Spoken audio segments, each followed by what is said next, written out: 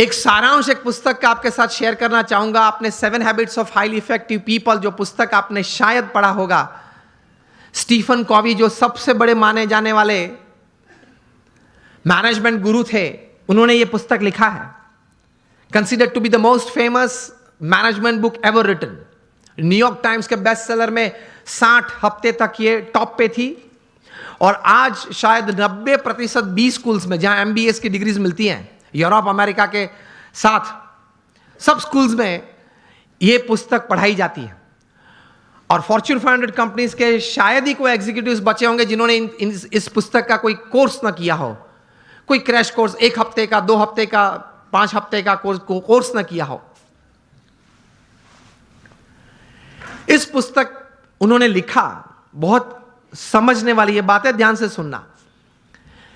उन्होंने अपने जीवन में यह पुस्तक लिखने से पहले 3000 सक्सेसफुल लोगों का संपर्क किया, जो सिर्फ धन कमाने में या व्यवसाय बढ़ाने में सफल नहीं, बड़े व्यवसाय के साथ जीवन के सभी रोल में सफल थे। हस्बैंड या वाइफ, ब्रदर या सिस्टर, नेबर या रिलेटिव, फ्रेंड, डॉटर या सन, सभी जो रोल हमें जीवन में सभी को करना है, वो सभी रोल में ये लोग सफलता उन्होंने पाई थी।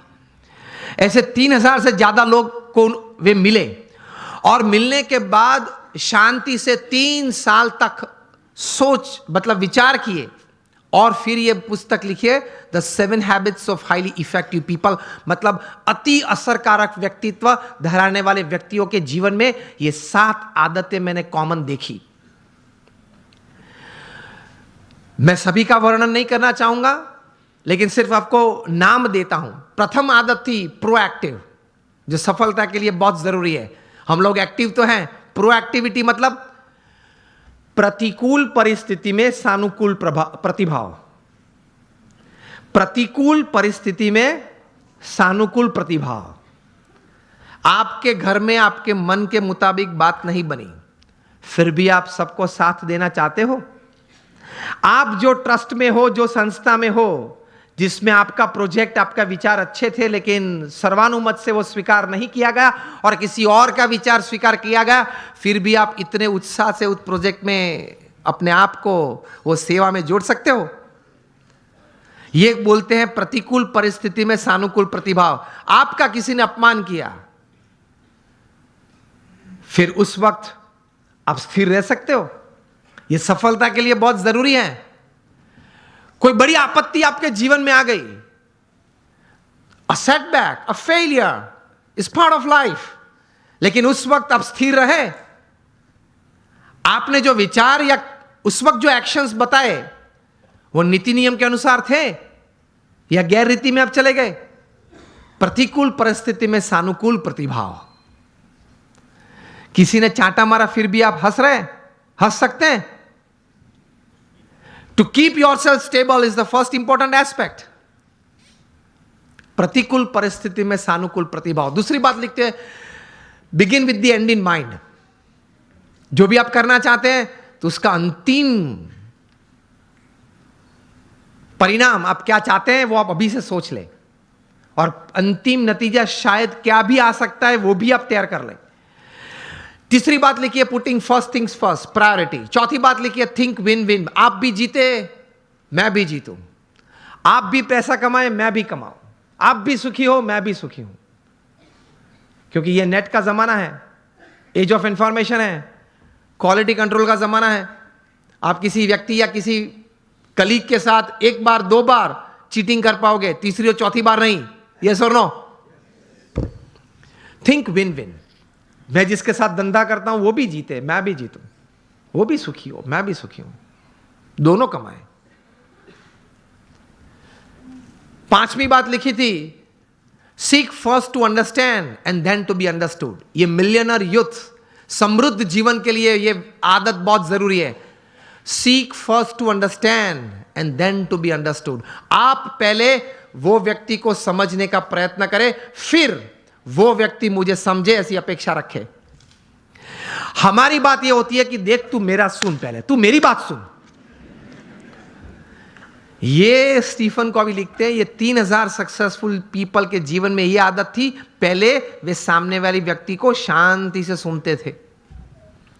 कभी हम सुनते हैं तो उसके पीछे हमारा विचार ये रहता है कि इसको उत्तर क्या दूं। उत्तर देने के लिए मत सुनना, स्टीफन कॉवी लिखते हैं एम्फैटिक लिसनिंग, समझने के लिए सुनना।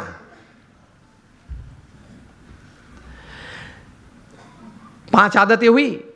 6 लिखते हैं सिनर्जी।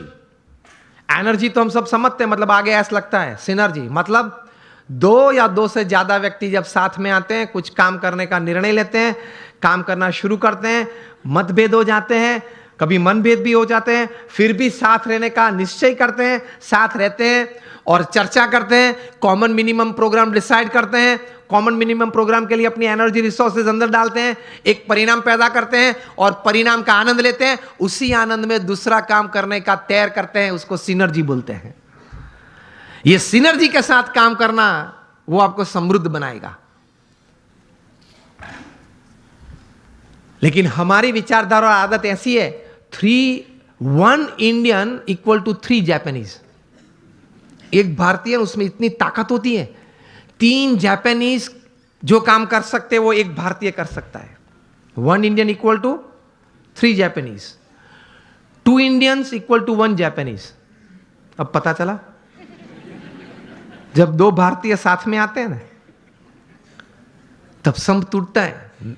मेरे हिसाब से करना है, वो बोले मेरे हिसाब से करना है, तो फिर दोनों की शक्ति साथ में आती है तो भी कितनी बन जाती है, एक जापानीज जैसी। And 3 Indians equal to 0। 3 साथ में आ जाते हैं तो 0 बन जाता है। मुझे तो अभी कहा गया कि सब यहां जो आपकी टीम है जीतो की और ये ऑर्गेनाइजेशन के, सब कई बार बात करते थे, सब जब पीछे बैठे थे, बहुत सम से बहुत अच्छी टीम बनी है और बहुत अच्छा कार्य कर रहे हैं। बोल रहे थे कि सब यहां देने आए हैं, निस्वार्थ भाव से सेवा करने आए हैं, तो ये एक भावना है तो ही इतना बड़ा काम होता है, वरना कैसे होता है। और 7th हैबिट लिखते हैं शार्पन योर सॉ। मतलब आपको अगर if you want to cut a tree by a saw, तो you have to sharpen it. तो your saw, your physical saw, you have to keep exercises, mental saw, you have to keep good reading and thinking good. Your emotional saw, that is you have to have the right type of feelings, and your spiritual saw. इसमें Stephen Covey लिखते हैं कि connect with your creator through prayers every day. आप अपने सर्जनहार के साथ संबंध नित्य रखना प्रार्थना के रूप से। ये 3000 सफल व्यक्ति के जीवन में उन्होंने भगवान के प्रति श्रद्धा दृढ़ देखी।